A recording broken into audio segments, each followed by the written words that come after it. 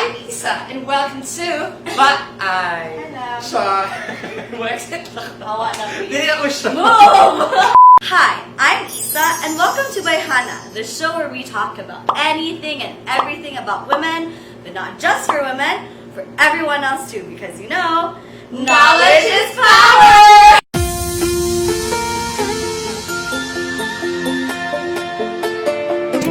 So Lam, today vaginal steaming ko while ikaw mag-anal steaming. Kalikian din. Nasaan siya din? So what do you do with that? Sure, English! Practice your English skills today, ha? Oh my gosh, I'm gonna practice my English today. We're basically going to be cleansing our insides through the use of steam and different herbs. So the steam is like when you make aso-aso inside the Yes. butt and the vagina like that. Yes. Oh, I'm smart. It does have a lot of medical benefits. So for girls, it relieves pain with the menstruation, it cleanses our uterus and all that stuff. And then for the male counterparts, it does do very well for if you have hemorrhoids, if you have any digestive problems, and just anything that's going inside your digestive system. Oh my gosh. It's also cleansing and detox.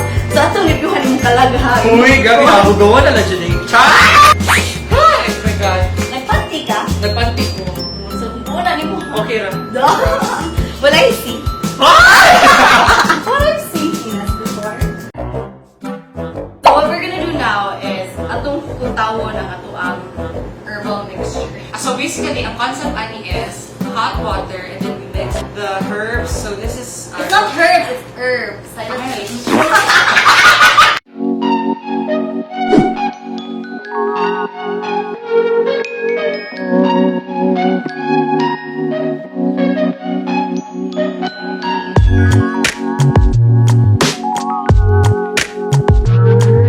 They actually have a lot of vaginal steaming and anal steaming places in LA. So it's really a thing then? It's really a thing, but this goes back to like ancient China.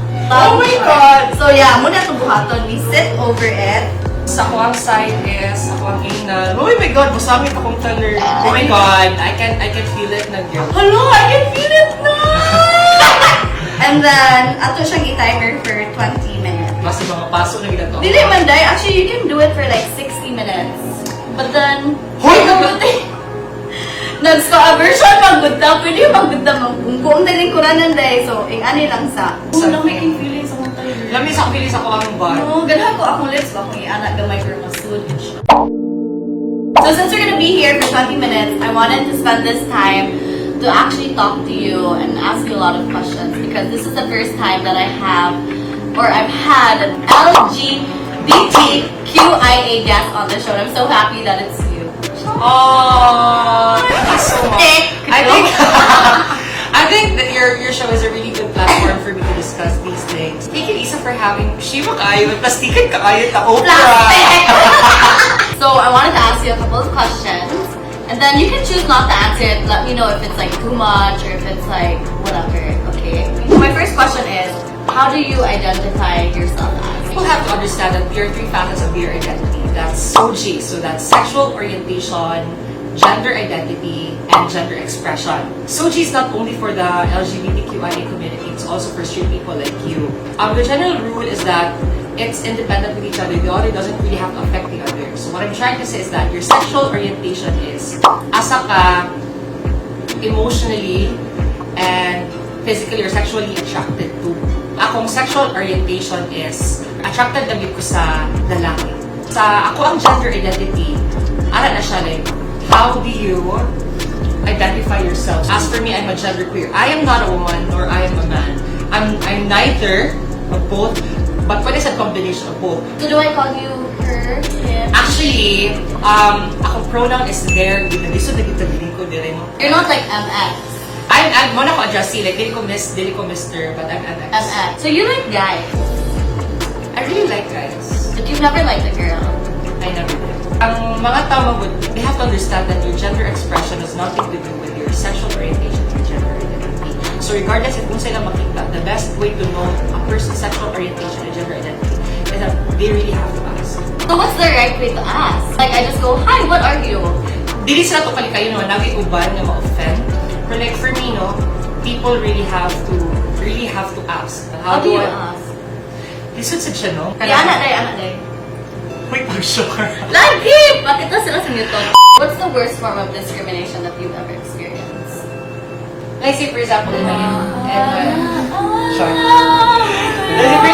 my industry, naagi stereotype ang amuha nga kailangan ka ng funny lang ni. Ang presentation sa amuha is ka ng panglingaw-lingaw lang ni. Pero like, I'm really glad that there are some films and there are certain kind of filmmakers na open sila sa idea nga, uy, pwede din yung nani heroes. Did you ever come out? Not really. I hope maabot ko sa time ba nga kind of itong dili na lisod for parents and for people to accept and recognize our existence because dako ka nagtabang if you really know who you are. So, how do you have sex?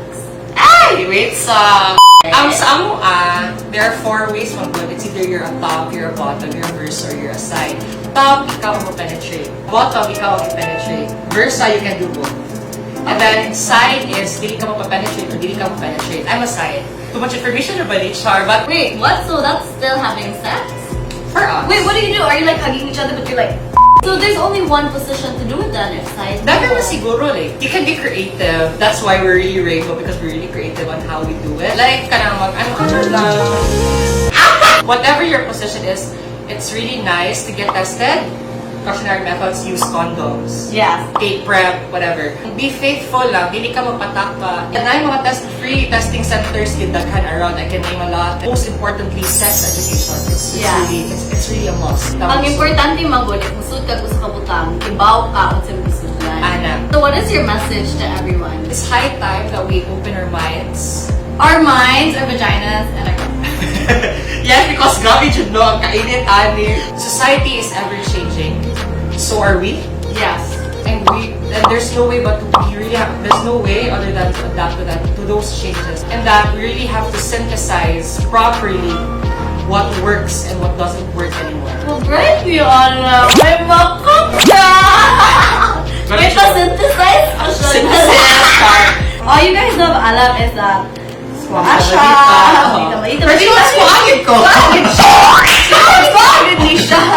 Wala ba kasi nabot niya? Tondo girl gid ko, dili siya ka-swagid. Basta, how do you evaluate your experience?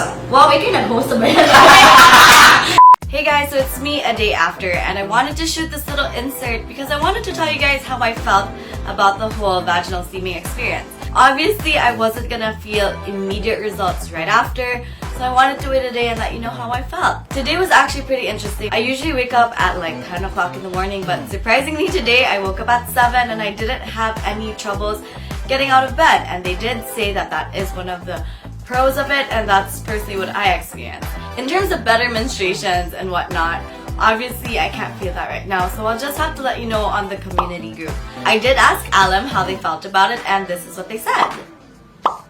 I hope I use my pronouns right. Let me know in the comment section below. So just to let you know, vaginal steaming is a little bit controversial. While some alternative doctors truly believe in the practice, there are other doctors who don't.